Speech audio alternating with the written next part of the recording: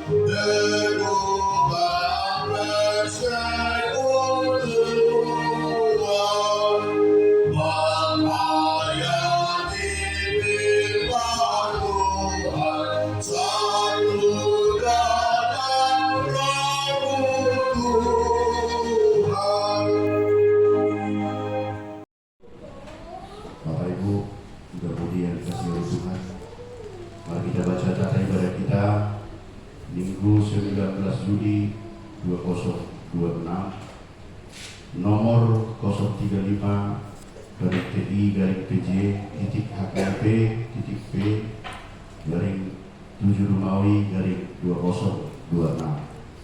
Tema pada kita Hari Sukacita bagi umat Tuhan atau Hari Lasmiroha di Bangso Indebaka. Yang pertama, jadwal ibadah kategorial dan latihan kor, vokal di gereja, dan evangelisasi atau pertanyaan. Pertanyaan pukul 19.30 WIB. Sekolah minggu 9.30 sampai 10.15 menit. Ini penting kami sampaikan terhadap Bapak Ibu yang ada sekolah minggu. Kami perhatikan sudah hampir beberapa bulan tidak ada kegiatan sekolah minggu. Ahad dope na tabanggahon nama Tuhani boleh dari korban di kota dan dohot masuk sekolah minggu. Kami harap untuk hari Minggu yang ke depan terhadap Bapak dan Ibu yang punya anak sekolah minggu supaya diantarkan untuk mengikuti sekolah minggu. Ini sangat penting mengingat kemajuan daripada gerejawi di berbagai tempat. Jarang yang tidak ada sekolah minggu jadi berhenti. Yang berikut PPR juga supaya dipikirkan untuk bagaimana lebih maju. Demikian juga Naposulu. Yang kedua, statistik kehadiran jemaat di minggu yang lewat sudah diuraikan. Yang ketiga, warta jemaat atau pengumuman ibadah minggu dengan mengucap syukur kepada Tuhan, dihimbau kepada semua agar semakin rajin beribadah di gereja serta mengikuti ibadah kategorial. Ibadah masuk pukul 10.30 WIB, dilayani oleh pendeta, pimpinan dan unsur pimpinan Majelis Jemaat HKIP Penerangan. Yang kedua, sarana prasarana pelayanan HKIP Penerangan, pimpinan resort Majelis Jemaat HKIP Penerangan menyampaikan terima kasih banyak terhadap seluruh jemaat dan simpatisan yang bisa tetap hadir beribadah dan yang dapat berbagi tanda syukur melalui persembahan bulanan dan ucapan syukur. Janji iman, doa kita, Tuhan semakin memberkati kita semua dengan seluruh yang kita kerjakan sesuai dengan kehendak Tuhan. Yang ketiga, tempat ibadah. Sebagaimana yang sudah kita ketahui, telah diwartakan setiap minggu kita masih tetap beribadah di tempat ini menunggu proses pendirian gereja kita HKIP Penerangan realisasi. Mari kita sama-sama berusaha agar rencana kita bisa terwujud atas pertolongan tangan Tuhan. Yang keempat, realisasi keputusan rapat tanggal 16 Februari 2025 untuk merealisasikan keputusan rapat Majelis Jemaat tanggal 16 Februari 2025, mulai Maret kita sudah mulai tetap kumpulkan kewajiban minimal 100.000 per kakak, khusus untuk biaya pembelian tanah lokasi berdirinya Gereja HKIP Penerangan Jambi. Yang keenam, ibadah kategorial atau pertaniangan. Kita akan laksanakan evangelisasi untuk hari Rabu 8 Juli 2026 di rumah kita masing-masing. Untuk jadwal berikutnya sesuai tabel di bawah agar dikoordinasikan ke pimpinan Majelis Jemaat, termasuk tanggal 29 bulan 7 2026 dan Adong Dobe Nanang Lima Jambi. Diharap kita bisa meluangkan dan memberikan tempat kita untuk ibadah kita di jadwal 29 dan 7. Yang keenam, HUT HKIP ke-36 Minggu 12 Juli 2026, perayaan HUT HKIP ke-36 berjalan dengan baik dan pesta takdok atau amplop telah kita tentukan sebagian. Kalau masih ada keluarga yang mau memberi ucapan syukur atau amplop, boleh diisi dan disampaikan nanti agar kita berikan ke pusat. Yang ketujuh, persembahan keempat akan kita kumpulkan sebagai partisipasi kita untuk acara Sinode HKIP ke-15. Berhubung kita diberikan oleh pimpinan pusat, diberikan oleh panitia satu undangan yang seperti ini. Mohon bantuan dana untuk pelaksanaan sinode yang diberikan satu. Jadi atas kesepakatan majelis kita akan lakukan beberapa kali persembahan, dan ini nanti partisipasi dari HKIP Penerangan Jambi untuk kita serahkan ke panitia sinode ke-15. Surat masuk.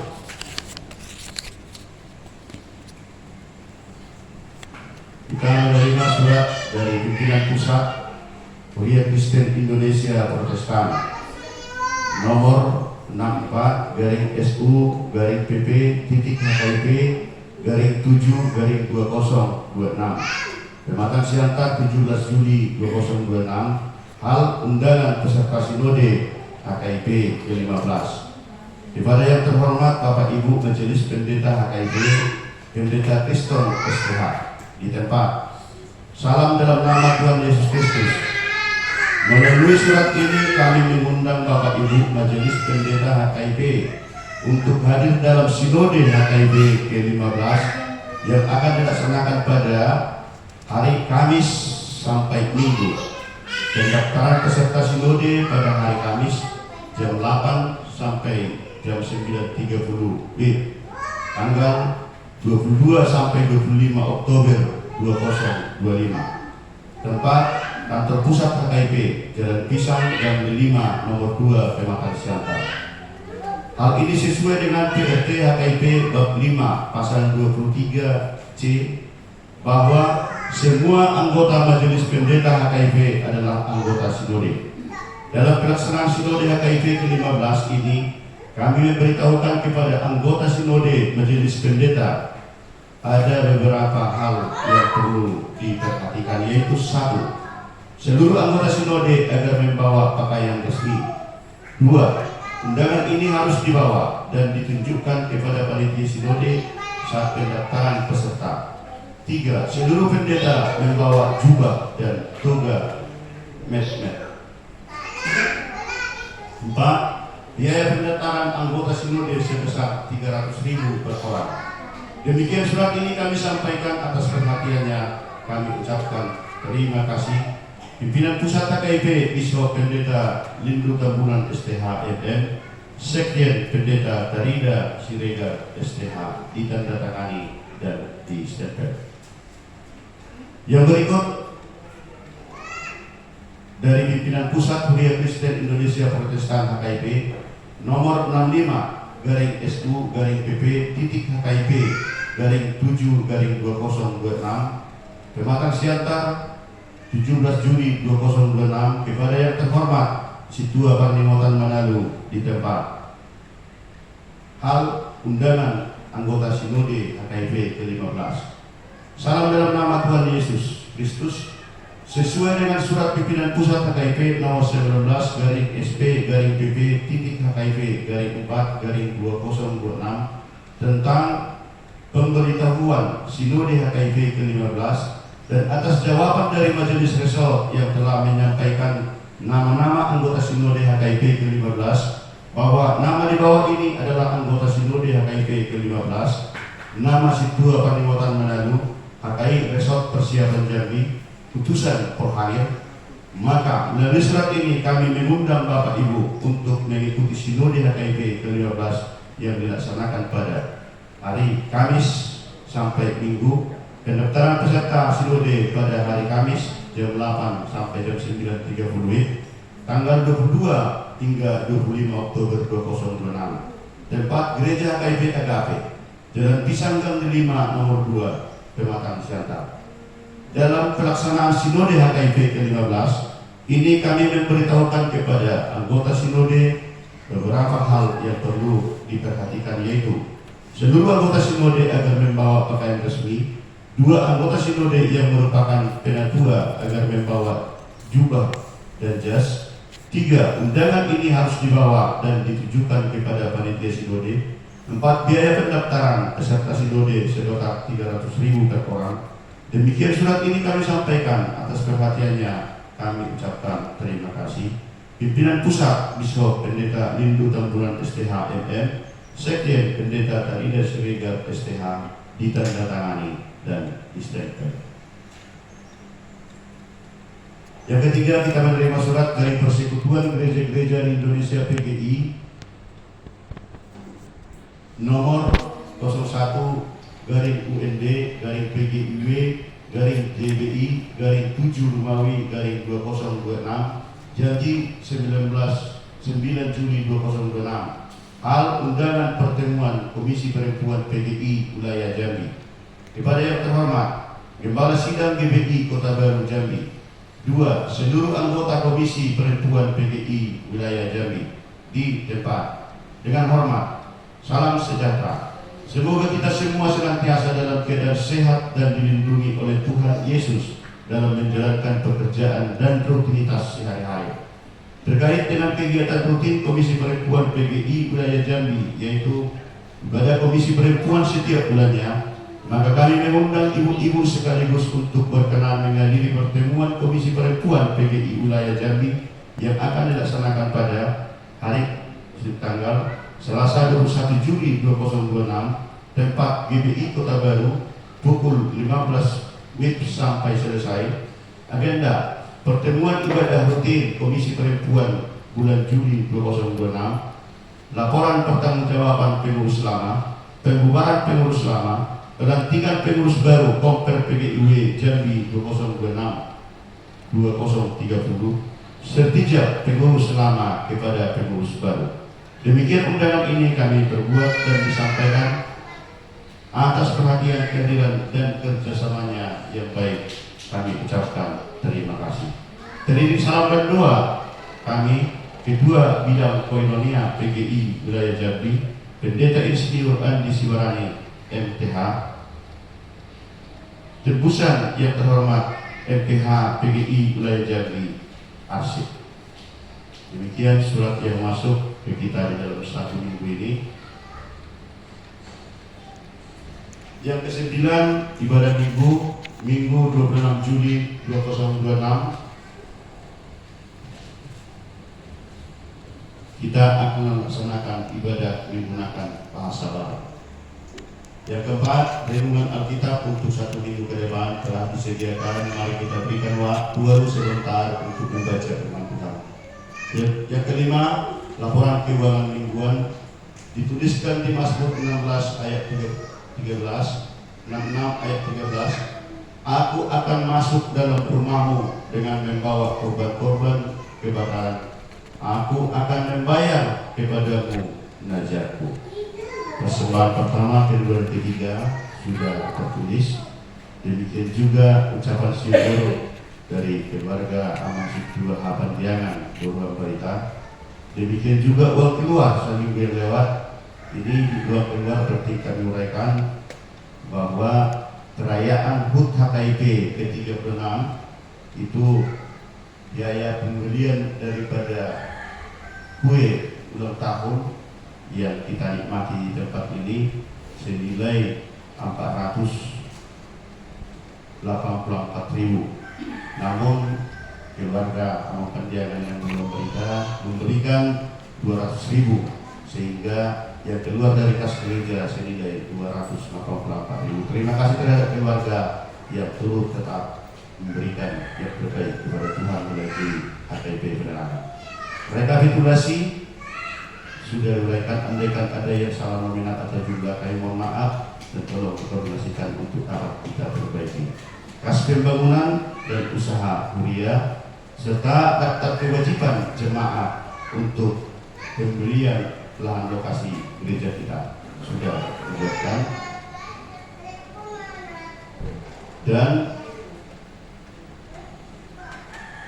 total daripada dana yang sudah kita kumpulkan masih jauh daripada harga yang mau kita gunakan, masih berjumlah 15.820.000. Atas nama pimpinan Jemaat HKIP Penerangan mengucapkan selamat mengikuti ibadah, terlebih terhadap Inang Nur Sinandela anak semua orang. Kami sampaikan selamat datang beribadah di HKIP Penerangan. Kami sangat bersyukur bahwa Tuhan mencari dan memberikan yang terbaik terhadap seluruh umatnya yang mau bersyukur kepada Tuhan melalui ibadah. Mari tetap berikan yang terbaik kepada Tuhan, dan kami menunggu kehadiran keluarga supaya tetap sama-sama memuji dan memuliakan nama Tuhan.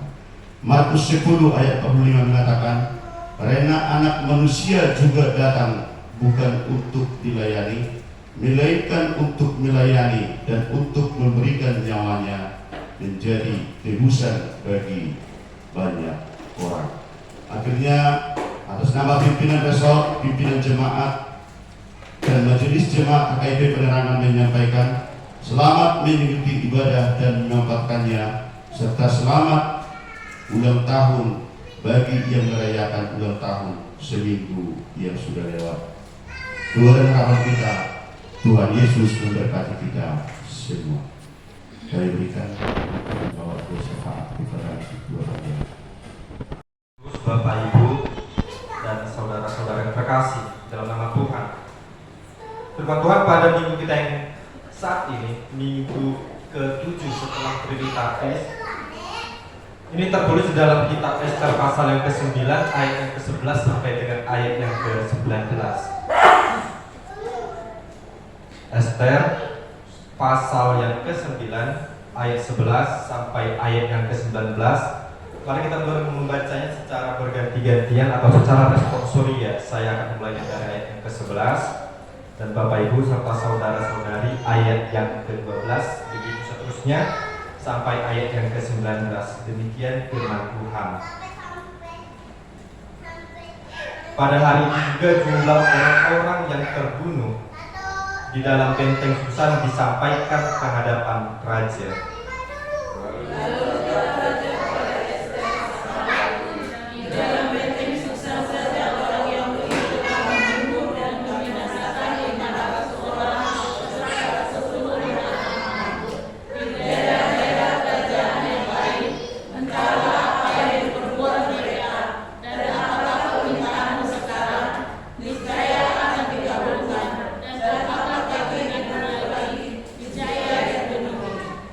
Lalu jawab Ester, jikalau baik pada pemandangan raja, diizinkanlah kiranya kepada orang Yahudi yang disusun untuk berbuat besok pun sesuai dengan undang-undang untuk hari ini, dan ke-10 anak Haman itu hendaklah disulakan pada tiang.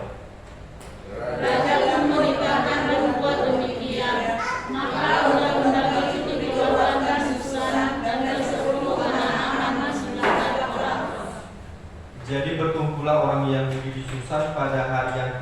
ke-14 bulan Adar juga, dan dibunuhnya lagi Susan 300 orang. Tetapi kepada barang rampasan tidaklah mereka mengulurkan tangan. Orang Yahudi yang lain yang ada di dalam daerah kerajaan berkumpul dan mempertahankan nyawanya sampai karena ada musuhnya. Mereka membunuh 75.000 orang di antara pembenci mereka. Tetapi kepada barang rampasan tidaklah mereka mengulurkan tangan. Hal itu terjadilah pada hari ke-13 dalam bulan Adar. Pada hari yang ke-14 berhentilah mereka, dan hari itu dijadikan mereka hari perjamuan dan sukacita. Akan tetapi orang Yahudi yang di Susan berkumpul, baik pada hari yang ke-13, baik pada hari yang ke-14 dalam bulan itu. Lalu berhentilah mereka pada hari yang ke-15, dan hari itu dijadikan mereka hari perjamuan dan sukacita. Oleh sebab itu orang Yahudi yang pedusunan, yakni yang diam di perkampungan, merayakan hari yang ke-14 bulan Adar itu sebagai hari sukacita dan hari perjamuan, dan sebagai hari gembira untuk antar mengantar makanan. Sampai sejauh pembacaan firman Tuhan, mari kita bernyanyi.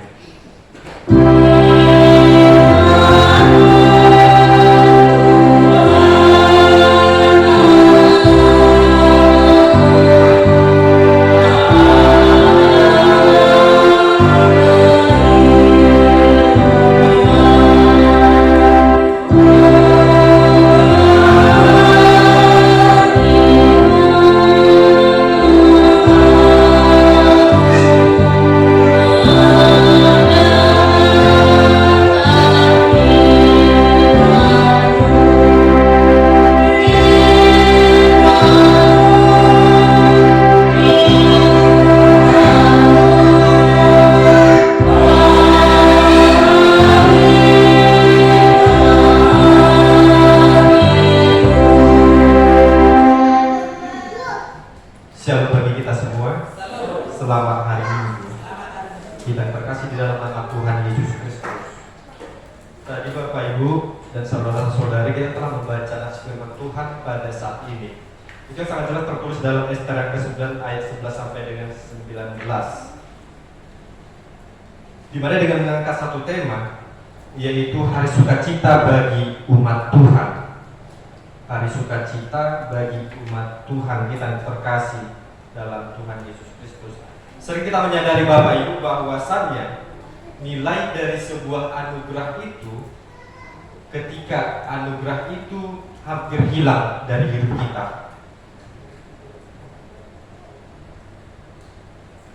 Mengapa dapat dikatakan demikian? Karena ketika kesehatan kita merasa biasa saja, tubuh kita merasa kuat, tetapi itu akan menjadi hilang ketika kita merasa sakit. Keluarga, pekerjaan, persahabatan, persekutuan sering dianggap biasa saja, sampai kita mengalami yang namanya kehilangan atau kemunduran atau pergumulan. Namun hal yang demikian Bapak Ibu, itu juga yang dirasakan oleh bangsa Yahudi pada masa kerajaan yang dipimpin oleh Ester itu sendiri. Dalam kitab Ester ini, mereka hidup dalam masa-masa minoritas. Mereka hidup dalam kehidupan umat yang minoritas. Artinya mereka tidak dalam kalangan banyak.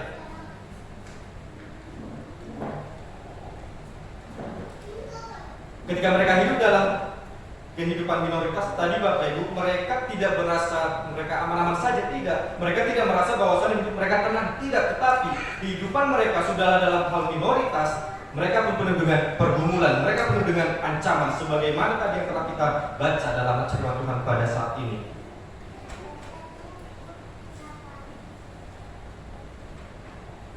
Namun melalui pemeliharaan Tuhan Bapak Ibu, Tuhan bekerja dalam cara-cara yang sering tidak terlihat. Tuhan bekerja dalam cara-cara yang di luar dari akal manusia itu sendiri.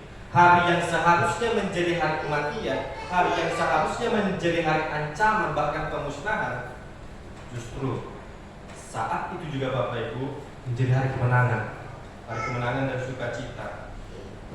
Oleh karena itu, firman Tuhan hari ini mengajarkan bahwa sukacita sejati tidak lahir di kehidupan yang tanpa masalah, melainkan karena ada karya Tuhan di tengah pergumulan hidup, maka disitulah akan lahir yang namanya sukacita sejati. Melihat atas firman Tuhan pada saat ini, Bapak Ibu, kita mengambil 3 pelajaran. Saya boleh mengutip 3 pembelajaran yang akan saya bagikan untuk kita semua.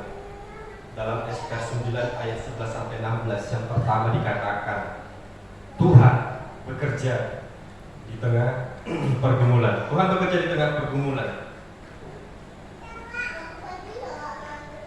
Kalau kita melihat sebelumnya, Bapak Ibu, ayat sebelumnya dari yang pertama sampai dengan 10, di sana sangat jelas menyatakan tindakan orang Yahudi terhadap musuhnya. Kalau kita melihat pasal sebelumnya, bagaimana bangsa Yahudi diancam, bahkan hampir dalam kata pemusnahan. Ancaman ini, pemusnahan ini, Bapak Ibu, itu selalu membayangi bangsa Yahudi. Akhirnya menjadi dipatahkan oleh karya Tuhan. Mereka yang semula menjadi sasaran pembunuhan justru mengalami perlindungan dan keselamatan dari Tuhan itu sendiri. Menariknya, Bapak Ibu, kitab Ester ini tidak pernah menyebut nama Allah secara langsung. Tidak pernah menyebut nama Allah secara langsung sekalipun. Boleh nanti kita membaca di dalam rumah kita masing-masing. Dan dalam kitab Ester ini tidak ada mukjizat yang cukup besar seperti membelah laut yang dilakukan oleh Musa. Tidak ada mukjizat yang besar yang spektakuler. Namun justru disitulah pesan pentingnya. Tuhan tetap bekerja meskipun kehadirannya itu tampak tersembunyi. Kalau kita melihat, Bapak Ibu, Tuhan bekerja melalui keberanian Ester. Tuhan bekerja melalui kesetiaan Mordekai. Dan Tuhan bekerja melalui perubahan hati raja dan berbagai peristiwa yang tampaknya biasa saja. Kalau kita melihat, Bapak Ibu, semua itu menunjukkan bahwa Allah tidak pernah meninggalkan umatnya. Bukankah pribadi kita sendiri sering kali juga bertanya, di mana Tuhan ketika saya sedang bergumul? Di mana Tuhan ketika saya sedang ada masalah? Di mana Tuhan ketika saya ada dalam sakit penyakit? Ada berbagai macam pergumulan, ada berbagai macam permasalahan yang kita rasakan, kesepian yang tidak perlu diketahui orang lain. Namun dalam keadaan seperti itu, Bapak Ibu, kita berharap Tuhan langsung bekerja melalui mukjizatnya yang tampak luar biasa dengan mukjizat yang besar. Namun sekali lagi boleh saya katakan, Bapak Ibu, mukjizat Tuhan, pekerjaan tangan Tuhan selalu di luar pemikiran kita manusia.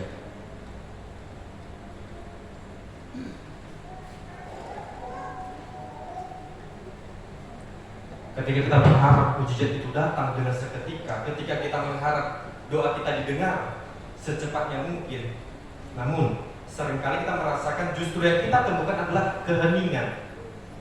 Kita sering bertanya-tanya, di mana Tuhan? Apakah Tuhan masih mendengarkanku? Apakah Tuhan masih memeliharaku? Apakah Tuhan masih menjadi milikku? Sering kita katakan demikian. Justru yang ada, Bapak Ibu, kita selalu menuntut dan menuntut. Tetapi sudah siapkah kita ketika Tuhan itu menuntut apa yang boleh kita kerjakan? Sudah siapkah kita ketika Tuhan mempertanyakan apa buah hasil daripada imanmu? Ketika Tuhan mengatakan demikian, bukankah hal yang sama yang akan ditemukan, yaitu keheningan?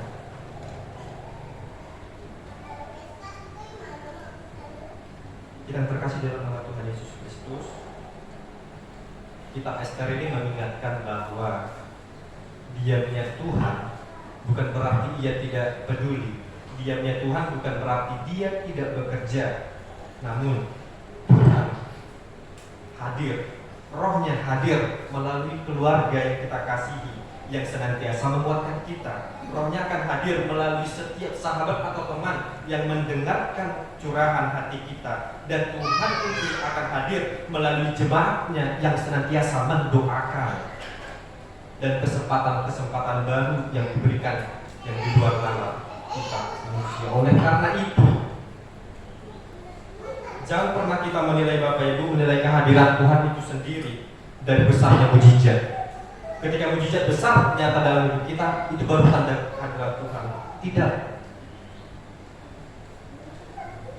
Oleh karena itu, mari kita sama-sama belajar melihat jejak tangan Tuhan dalam perkara-perkara sederhana setiap harinya. Bukan tentang perkara yang besar baru kita menganggap hadirnya Tuhan. Dalam perkara kecil pun Tuhan hadir. Dan yang kedua, sukacita yang tidak berakar pada keuntungan. Sukacita yang tidak berakar pada keuntungan. Kalau tadi kita membaca Bapak Ibu dengan seksama dalam Ester yang ke-9 ini, berulang kali disebutkan bahwa bangsa Yahudi tidak mengulurkan tangan kepada barang rampasan. Boleh kita lihat nanti di ayat yang ke-10, ayat 15 dan ayat yang ke-16. Mereka tidak menyentuh barang rampasan karena mereka menyadari itu bukanlah milik mereka. Yang seharusnya menjadi milik mereka itu yang mereka terima. Yang bukan menjadi milik mereka, mereka tidak akan mengambilnya. Itulah komitmen pada bangsa Yahudi pada masa itu. Penulis kitab Ester ini menekankan hal ini. Kemenangan mereka bukan untuk memperkaya diri. Lumrahnya Bapak Ibu dalam hal perang, bangsa yang dijajah dan bangsa yang kalah, maka bangsa yang kalah itu hartanya akan dijarah, hartanya akan diambil, dan itu akan menjadi milik yang menang, dan yang menang pasti akan menjadi kaya. Tetapi bangsa Yahudi tidak demikian. Mereka berjuang, mereka mempertahankan hidup dan masa depan umat Allah, bukan untuk kepentingan pribadi, tidak, melainkan semua untuk masa depan umat Allah.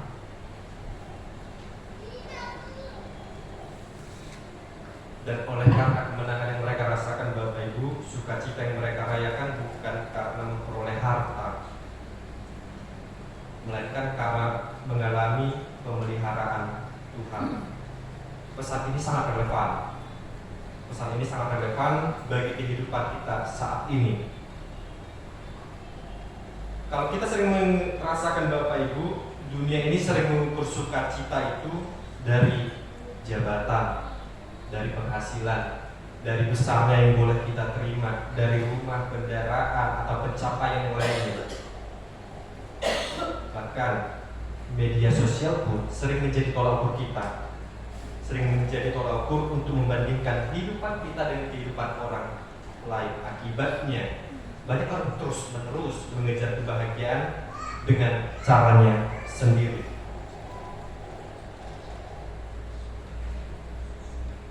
Namun Bapak Ibu, firman Tuhan pada saat ini mengingatkan bahwa sukacita sejati tidak ditentukan dari banyaknya yang kita miliki, tetapi oleh kesadaran bahwa Tuhan masih memelihara hidup kita, masih diberi nafas, itu adalah sukacita. Masih memiliki keluarga, masih ada di gereja yang mendoakan, masih ada kesempatan untuk melayani, masih ada Tuhan yang setia. Ketika hati belajar bersyukur atas pemeliharaan Tuhan, maka sukacita yang sejati mulai tumbuh. Jikalau hanya ada tuntutan setiap harinya Bapak Ibu, sangatlah sulit sukacita sejati itu akan bertumbuh. Karena sejatinya sukacita itu akan bertumbuh ketika kita mulai belajar bersyukur dari apa yang kita miliki. Dan ketiga, sukacita itu ialah sukacita yang diingat dan dibagikan. Diingat dan dibagikan.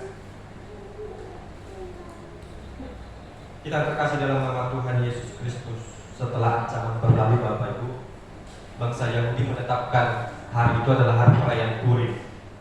Mereka berkumpul bersama, mereka makan bersama, berbagi makanan, saling antar mengantar makanan, dan mengingatkan kembali karya Tuhan dalam hidup mereka, dalam sejarah mereka. Mereka membagi cerita bagaimana karya Tuhan, bukan tentang kemenangan mereka, tapi karena karya Tuhan. Mereka sadar bahwa sukacita itu haruslah diingat dan diwariskan kepada generasi berikutnya. Mereka sadar dari mana asal sukacita itu. Mereka sadar sukacita yang mereka dimiliki juga ada milik orang lain.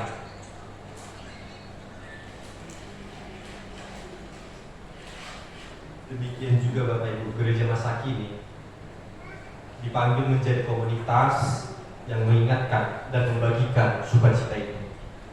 Seringkali kita lebih mudah mengingatkan luka, seringkali kita lebih mudah mengingatkan pergumulan, seringkali kita lebih mudah mengingat masa lampau yang buruk daripada pertolongan Tuhan yang sekarang. Dan kita lebih sering menceritakan tentang kegagalan kita daripada kesetiaan Tuhan. Karena itu persekutuan, ibadah, pendalaman Alkitab, pertanyaan dan perjamuan kudus itu menjadi penting, dan itu sangat penting. Dalam persekutuan itu kita saling mengingatkan, dalam kebaktian rumah tangga kita saling mendoakan, dalam pendalaman Alkitab kita dibekali oleh firman Tuhan, dan dalam ibadah ada pengampunan dosa. Namun Bapak Ibu, sukacita itu tidak boleh berhenti hanya dalam diri kita sendiri. Sekarang kita merasakan sukacita cuma untuk kita. Itu seharusnya tidak boleh Bapak Ibu. Karena sukacita dari Tuhan haruslah dibagikan melalui menghibur yang berduka, menguatkan yang putus asa, menemani yang kesepian, menolong yang berkekurangan, dan menjadi berkat bagi sesama. Disinilah semboyan HKIP menjadi nyata, diberkati untuk menjadi berkat.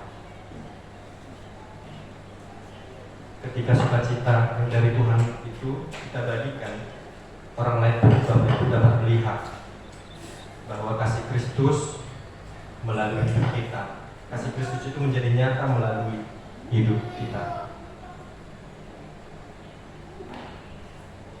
Kita berkasih dalam nama Tuhan Yesus Kristus.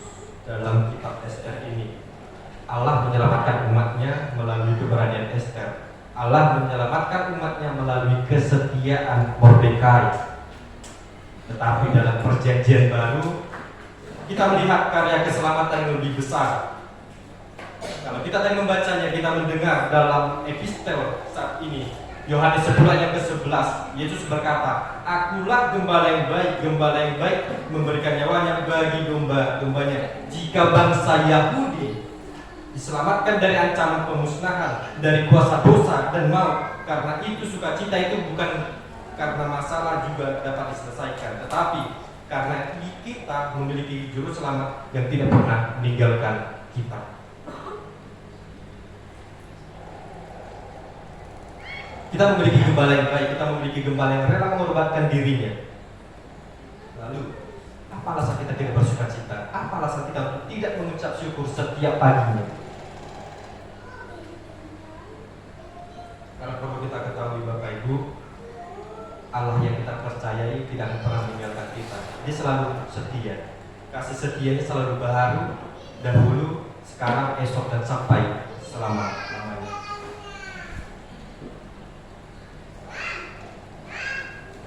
Kita terkasih dalam nama Tuhan kita Yesus Kristus. Kisah Ester ini Bapak Ibu mengajarkan kita bahwa sukacita sejati bukan lahir dari di tengah kenyamanan, melainkan di tengah pergumulan. Ketika di tengah pergumulan kita tetap dipelihara oleh Tuhan, disitulah lahir sukacita yang sejati itu. Hari ini mungkin adik sedang memikul beban yang berat, mungkin ada jawaban doa yang tak kunjung datang, mungkin jalan keluar masih belum terlihat. Namun firman Tuhan pada saat ini Bapak Ibu mengingatkan kita bahwa Tuhan tetap bekerja meskipun kita tidak merasakannya. Tuhan tetap bekerja meski kita tidak selalu melihatnya. Tuhan tetap bekerja meski itu di luar akal pemikiran kita. Dan Bapak Ibu, sukacita sejati itu tidak bergantung pada keuntungan, melainkan pada pemeliharaan Tuhan. Sukacita yang kita terima harus diingat dan juga harus dibagikan kepada sesama. Oleh karena itu, selama Tuhan masih memelihara hidup kita Bapak Ibu, selalu ada alasannya untuk bersyukur. Selama Tuhan masih memelihara hidup kita Bapak Ibu, masih ada alasan kita untuk berharap dan melangkah bersama Tuhan. Amin. Mari kita bernyanyi.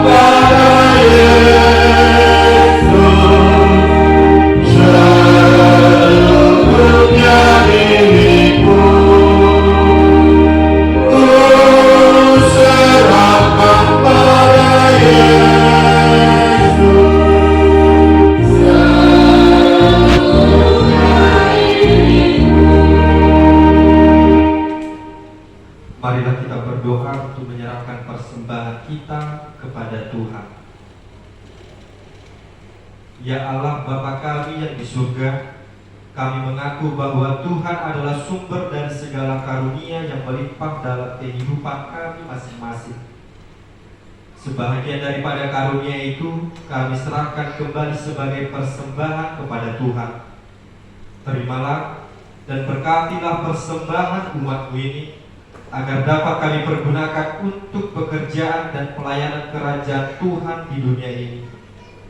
Bukalah hati kami untuk mengenal betapa banyak berkat dan karunia yang kami peroleh dari Tuhan, supaya kami senantiasa bersyukur kepadamu di dalam nama Tuhan Yesus Kristus Tuhan kami. Amin. Mari kita bersama-sama mengucapkan doa Bapa kami. Bapa kami di surga, dikuduskanlah nama-Mu, datanglah kerajaan-Mu, jadilah kehendak-Mu di bumi seperti di surga. Berilah kami rezeki pada hari ini, makanan kami secukupnya, dan ampunilah kami akan kesalahan kami, seperti kami juga mengampuni orang yang bersalah kepada kami.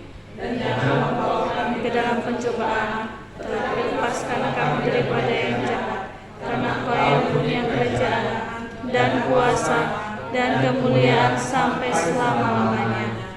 Amin. Pulanglah dengan sejahtera dan terimalah berkat Tuhan.